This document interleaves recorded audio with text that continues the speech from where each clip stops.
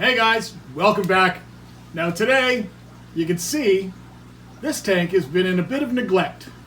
There's been so much going on at home, so much stuff going on with the farm, life's been busy, just been trying to keep my head above water. But this tank here definitely needs some work, and we can't avoid it any longer.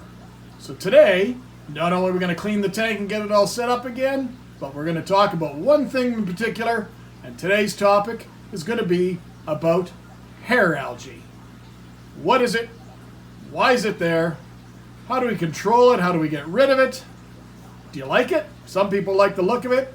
I originally thought it was not bad looking, and I thought, hey, this is not bad, I'm going to let this go. And a couple of weeks later, and this is where we're at. So, let's take care of it. Let's talk about hair algae.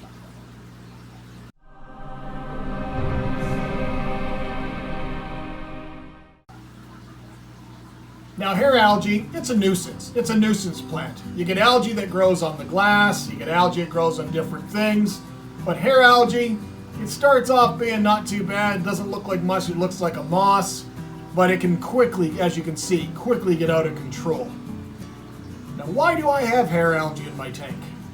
Well, the tank is a standard 75-gallon aquarium. It's a 4-foot aquarium. I believe it's 18 front to back, and I believe it's about 21 tall.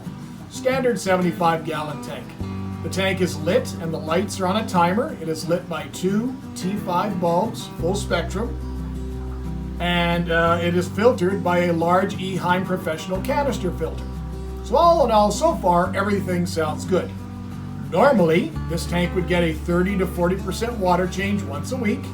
This tank is using completely reverse osmosis water because I live out in the country and I have hard well water. So I actually manufacture my own water. And being the denizens of this tank are tiger barbs and gold barbs, they are all soft water or black water species. So they require the softer water. And that way I give them the nice soft water by manufacturing my own water using a reverse osmosis filter. And then I buffer it so it's nice and stable. This was a beautifully set up planted tank. It was a very large clump of bulbitis is actually underneath here. It's a huge clump that goes here. And then just over to this side here, this is all a giant piece of Anubias barderi. And it's probably about a 2-foot rhizome of Anubias barderi. But you can see not only is the hair algae completely taken over, but we also have different types of algae growing on the woods and stuff as well. You can see the algae on the glass. You can see all the little Malaysian trumpet snails all over the wood. This algae problem is getting out of control. So let's delve into the problem a little bit deeper. Why do we have hair algae in this tank?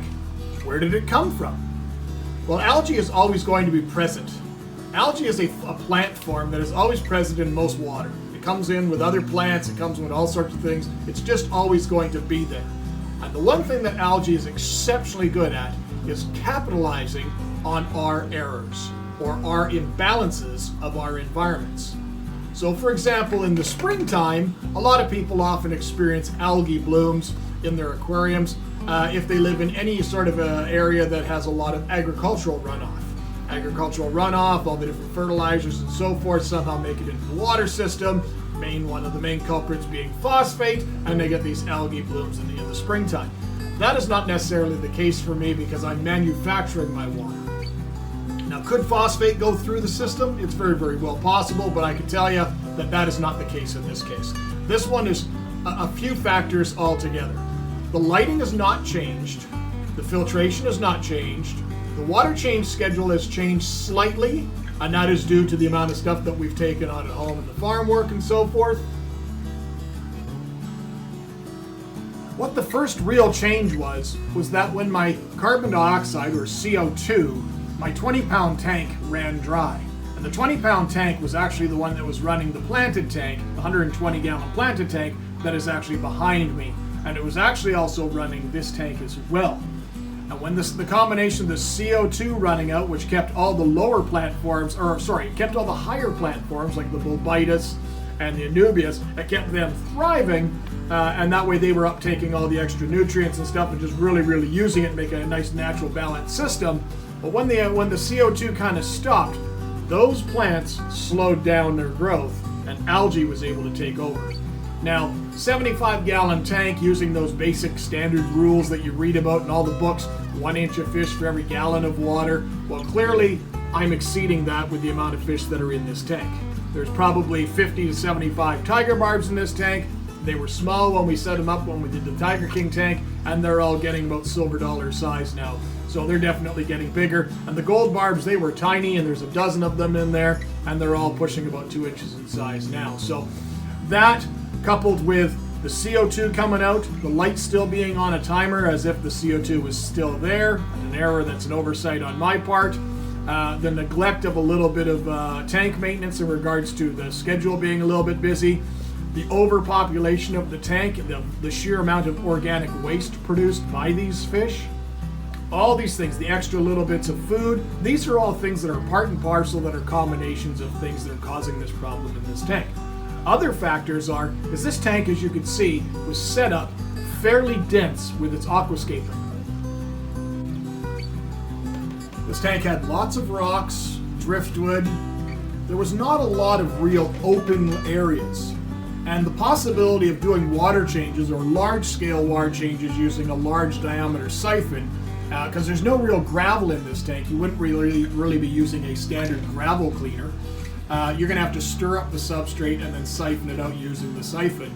But the problem being is there's definitely, most people don't move, and I myself included, do not move all the aquascaping around every single time I go in and do any maintenance. And that is part and parcel. There may be little pockets of detritus or organic waste matter that is hidden from view, and those things might very well be contributing as well to the amount of organic buildup, and the algae is definitely capitalizing on it. So that we're going to do today is we're going to do a quick water change on the tank. We're going to try and clean up the hair algae a little bit, and we're going to see if we can kind of reduce that organic load on the system a little bit and get it back in check. I do not have my CO2 tanks back yet. They actually haven't even gone in yet. It's a bit of a challenge with the way the world is right now to get certain things taken care of, and it's not like it's just down the street from me as I live out of town, but we will get this all back in check and we'll get this tank looking as good as we can again in short order. Now, if you remember in my video below the water surface where I took you out in nature, hair algae is very, very common in there. You can see it here growing on these rocks and everything stuff in the strong current. This is probably more due because this area here is a large resort area, a large beach area, and maybe the addition of hundreds and hundreds of liters of sunscreen and different types of products like that getting into the water column are contributing to the slight imbalance. Here you can definitely see where the origins. It must have come in on some of the plant life and stuff like that, so it's absolutely loving the current. It is coming off in massive, massive clumps. So first off I do is I go and I take as much out as I can by hand like this. Nice big clumps of it. This is the quick and dirty and the easy way of doing it to get it started.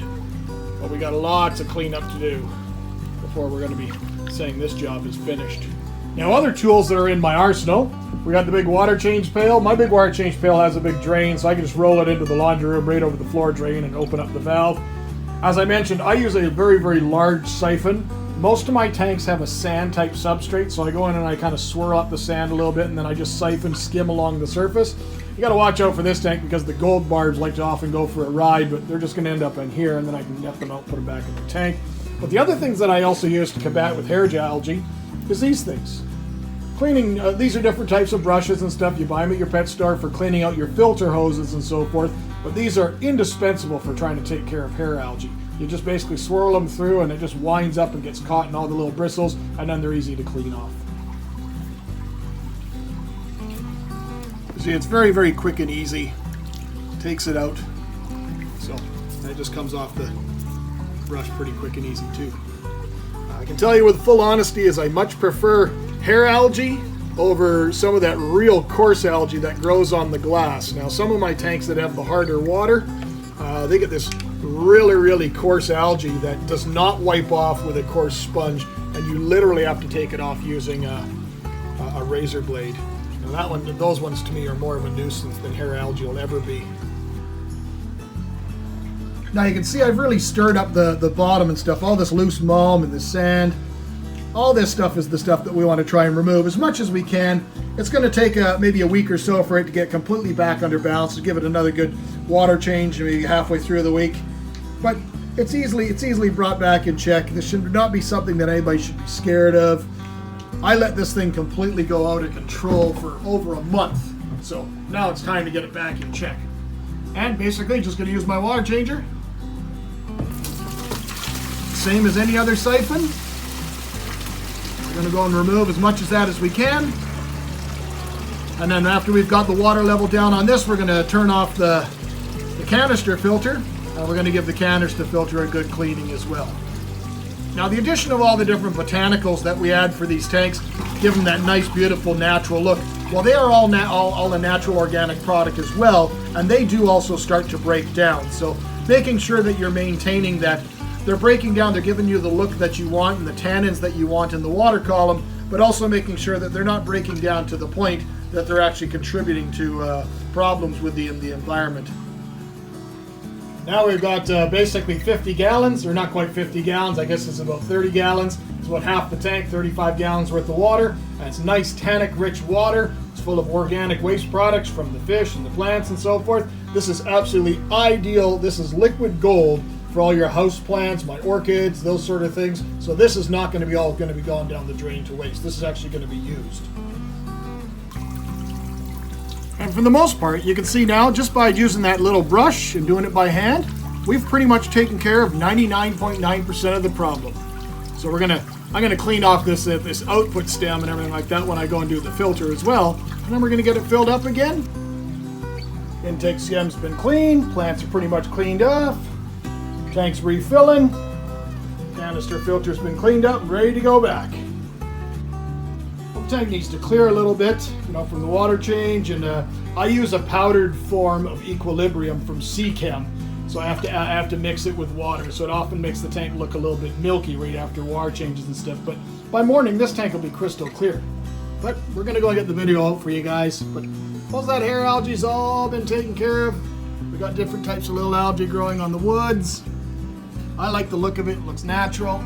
And as I say, once we get the CO2 back in check and everything running again, I think everything will be perfect. So, thanks for watching, guys. Take care.